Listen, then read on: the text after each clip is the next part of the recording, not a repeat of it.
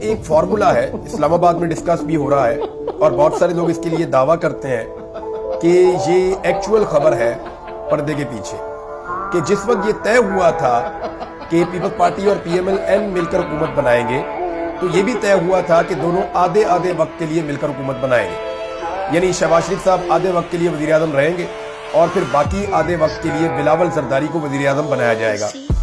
اب یہ کیوں ہونا چاہیے؟ آصف علی زرداری یہ سمجھتے ہیں کہ ان کے بیٹے کی جو سیاسی صلاحیت ہے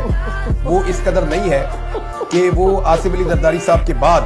کسی وقت خود سے وزیر اعظم پاکستان بن جائے تو اس کا ہاتھ پکڑ کے ایک مرتبہ اسے وزیر اعظم کی کرسی پر بٹھانا لازم ہے۔ تو زرداری صاحب نے اپنے منہ سے یہ بات ایک دن کہی بھی تھی، آپ کو یاد ہوگا زرداری صاحب نے فرمایا تھا کہ میں اپنی زندگی میں بلاول کو وزیر اعظم دیکھنا چاہتا ہوں۔ تو اس کا مطلب اب آپ سمجھ جائیے نا وہ اپنی زندگی میں ایسا کیوں کرنا چاہتے ہیں، کیونکہ وہ یہ بات سمجھتے ہیں کہ ان کے بعد